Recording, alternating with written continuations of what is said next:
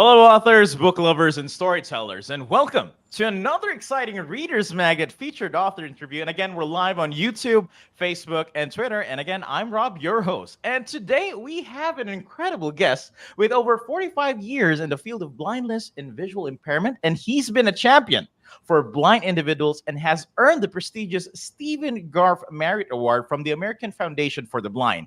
And not only has he contributed numerous articles to newsletters and peer-reviewed journals, but he also directs a graduate certificate program in blindness and low vision at Mississippi State University. And again, he held leadership roles in various agencies. And here's the fun part. He is also a retired wrestler, runner, and also dabbles in the guitar. So get ready to be inspired by his new book, What Should Not Remain Silent. So everyone, please help me welcome Mr. Anthony Candela. So Anthony, how are we doing today? How are you? Doing great, Rob. Good to hear your voice. Good to see you again. It's almost a year since we had our last interview. So to everyone that's watching right now, we had done a previous interview with Anthony. Basically, it was talking more about his previous book, but right now we are more focused on his new book, What Should Not Remain Silent. So Anthony, could you please show us your book and tell us what is this all about? Okay, this is the book, Mm-hmm. and I'll hold it up there for another few seconds. This is a collection of essays. I'll put it down now. This is a collection of essays that I wrote over about a 3-year period, starting in late 2021, early 2022, and finishing up just this past April. And I was adding postscripts as much as a month before it went to publication to try to bring some of the articles up to date. I wrote about things that were either moving me or I thought I would like to provide information to the public about.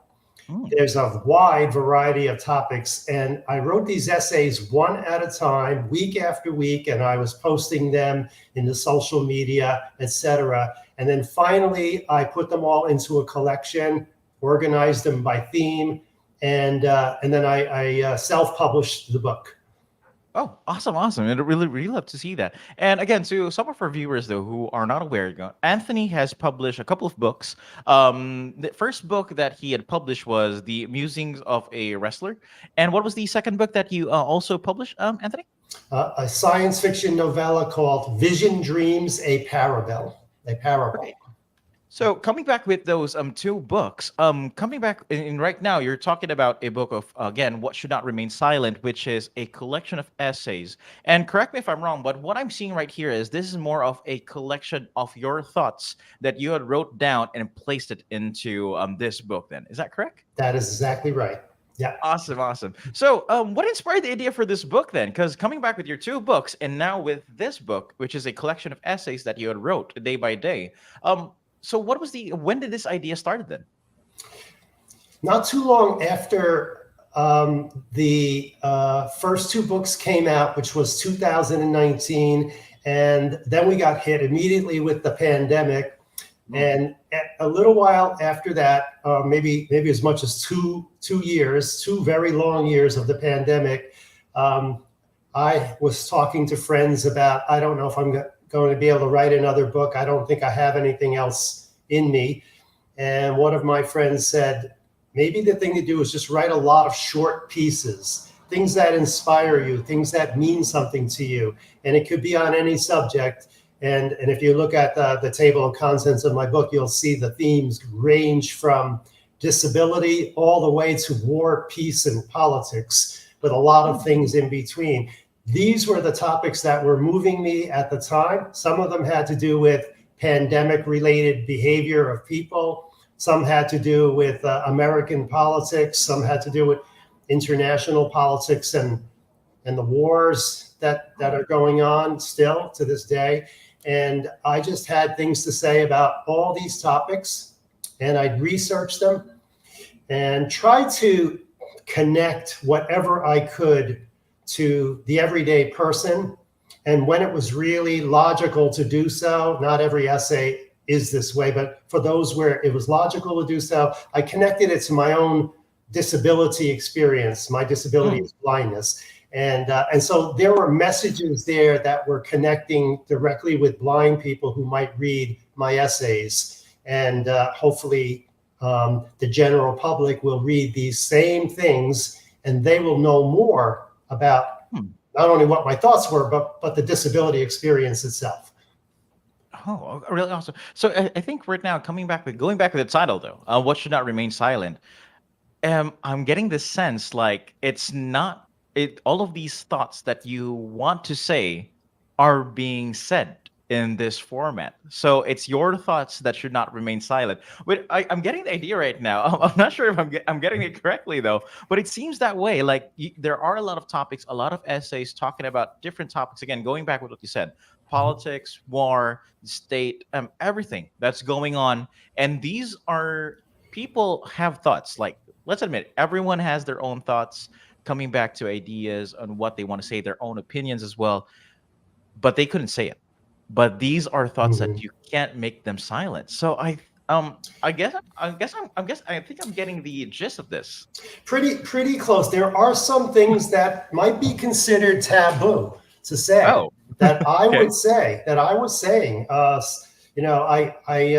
give you an example, and you could see why some people might say it's taboo. I was talking in one of my articles about people who are transsexual, people who change sexes, mostly going from male to female, yet their voices don't change too much. And so they still sound like a man, even though they have become more biologically a woman. And I was complaining about the state of the art of modern medicine not helping the people to sound the way they want to be and the way they Oh, now are. And a lot of people would say that that's not necessarily a topic that you could talk about without offending somebody.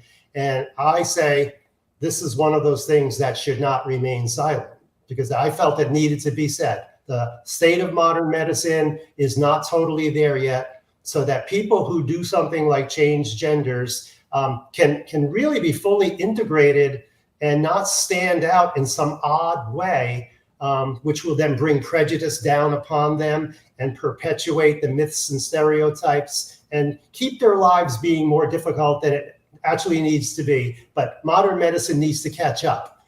So that's an oh. example that should not remain silent. Well, I get the gist now. So yeah, talking about different topics, and talking about it. These are your thoughts. I'm translating the paper. But Anthony, just wanted to ask you this though, because again, you're talking about these taboo topics. Again, okay, what you said though, and what the other people say that these thoughts might not offend other people. But just one quick question though. So, what do you think that really differentiates what should not remain silent from other books within the same genre category? Then.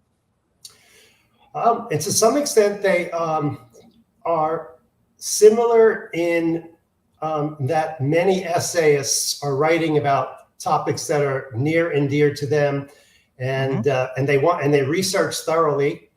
I'm going to one more thing about how it's similar, then I'll say what differentiates. The other thing that's similar is if you're going to write an essay, you have to do your best to incorporate many different points of view on the topic. You have to be fair and balanced. I didn't always succeed in that because sometimes I had an axe to grind about something. Now, what differentiates it, first of all, they're my essays, and they're nobody else's essays. They're mine, and then they took place over a limited period of time. Which, as I say in the beginning of the book, the minute those essays got written down on paper, they became historical documents right away. So I was writing knowing that something that I say today is going to be outdated tomorrow. But yet, if you look at it, you'll say, well, that was the thinking back in 2022. And then a lot of my topics are connected to disability, even if the topic itself doesn't sound like it's disability related. For example, I have some articles on artificial intelligence. And I connect that to people with disabilities because you could tell even 2 years ago that artificial intelligence was going to greatly enhance the ability of people with disabilities to perform certain tasks. And it was going to make it easier for them to do things because the artificial intelligence will do all of the looking up and the research. And and then you could even get the artificial intelligence to run your equipment better for you.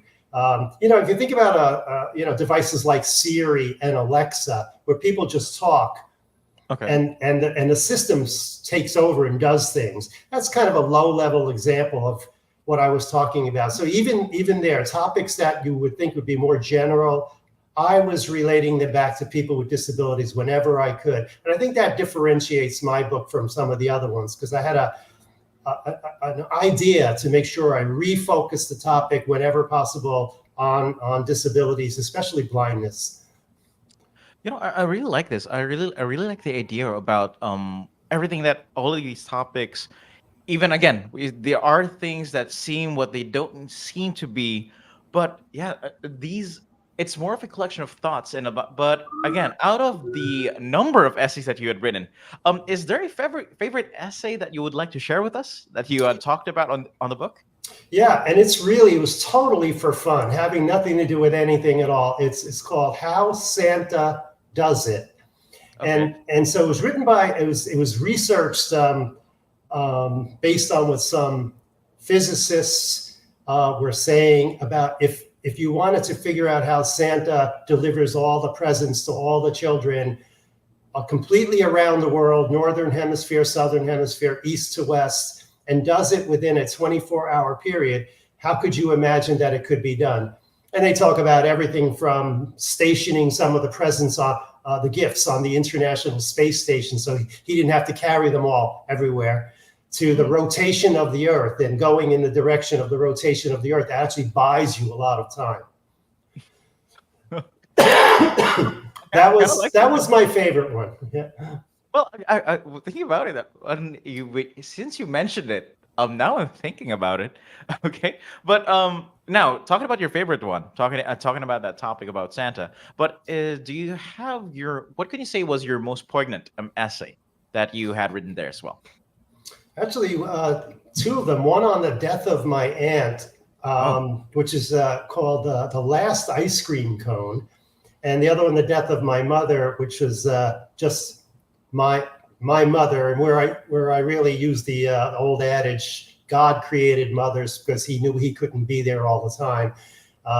And those two are probably the most poignant, because I got emotional and still do when I think about them.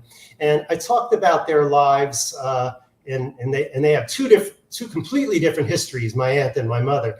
So they're separate essays, separated in time by a solid year, and they were probably my most poignant ones. I've got other categories, like what would I say are my most biting essays, and there I would talk about some of the politicians that everybody has heard about, or during the pandemic, the whole argument about should you get vaccinated or shouldn't. So I have a third category I would add, my most biting essays.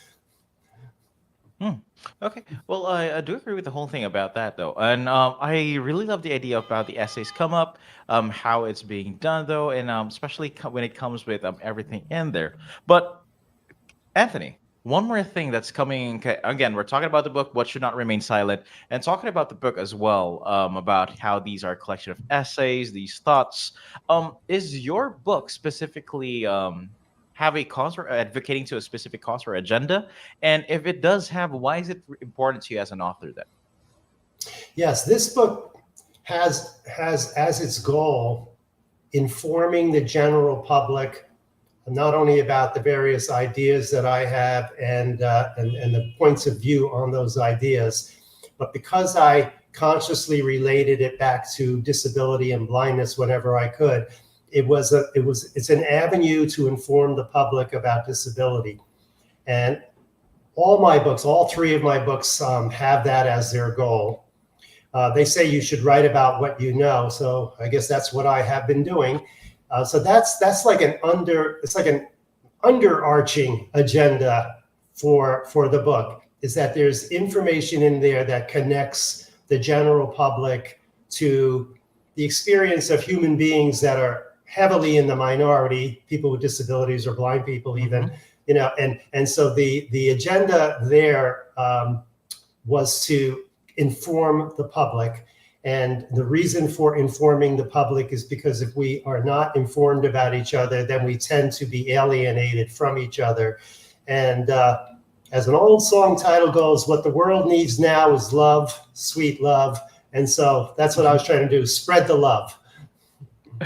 I love that song, and I really love the idea. And again, coming back with the book and coming back with the agenda that you have, spreading love, spreading ideas, spreading thoughts, and also spreading this book is something that I would say is remarkable, especially coming from an author as well. And it's just these little things that people don't really notice at all, but everything that has been created, even by authors or anyone else, has created something. There is really something behind it that has a deeper meaning and deeper emotional value that it comes with it. And I can really feel it with this book, and I really do see it as well when it comes with you, Anthony. And I really love that. And Anthony, again, coming back with the whole thing, just want to know because again, these people will be trying to check out your previous book, but again, also this book, and want to know, I want to pick your brains a little bit when it comes to these essays and know what you have been thinking all through this time. So, how do you hope your book will be received then? I hope people will get very curious about the title. And the design of the front cover has the three monkeys: see no evil, hear no evil, speak no evil, which reflects the title. And I hope people will get curious enough to actually read the book. It's a large book. I think it's 529 pages, based on whether you've got the hardcover or the paperback in your hand. And it's also in digital formats, but it's the kind of thing you could pick and your way through and read a selected essay here or selected essay there. You might like an entire theme and wonder what the heck is he talking about with that particular theme. Like I'm sure people will want to read some of the essays in the part of the book called Epistemology and Technology, because they will probably have no idea what that means. But once they start reading the articles in there, the essays, they'll know.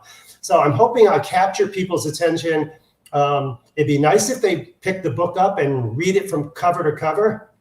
I just reread my own book about 3 weeks ago, and I ended up reading it from cover to cover. I got fascinated with myself. So I'm hoping everybody else will get fascinated with me too and read the book from cover to cover. But you can read the book selective essays here and there and still enjoy it. Oh, awesome. And again, I'm talking about this though. If you had fallen in love with your book, and to all of to all your future readers and future how do you say this, community though, when it comes with your book, and love your thoughts about your book, and to all of our viewers, again, book lovers, again, be sure to grab a copy of Anthony Candela's book. Again, that is What Should Not Remain Silent, and that is available through Amazon, Barnes and Noble. And if you want to know more about Anthony and see his other books as well, feel free to drop a visit on his website. That's www.anthonyrcandela.com. You know, Anthony, thank you very much for your time. I really appreciate it, and I really again I just want to go back with what you taught is if you think, even if you want to catch other people's attention, I want to give you got my full attention, and I believe some of our viewers as well got their full attention on you right now when it comes to this book. You know what? I appreciate it. I really do. Okay. So again, as we wrap up today's conversation, again, I would like to say thank you again, Anthony, for joining us today and sharing your story. And we appreciate your time and look forward to seeing more of your work in the future. And I do believe there's going to be some books in the future, and I'm looking forward to see them, Anthony. So once again, everyone, this is Anthony Candela, author of the book, What Should Not Remain Silent. And to all our viewers, thanks for tuning in, and remember that every ending is just a new beginning in the world of stories. May your reading adventures be endless and your imagination boundless. And as we say here at Readers Magnet, we share your stories with the world. See you soon. Bye-bye.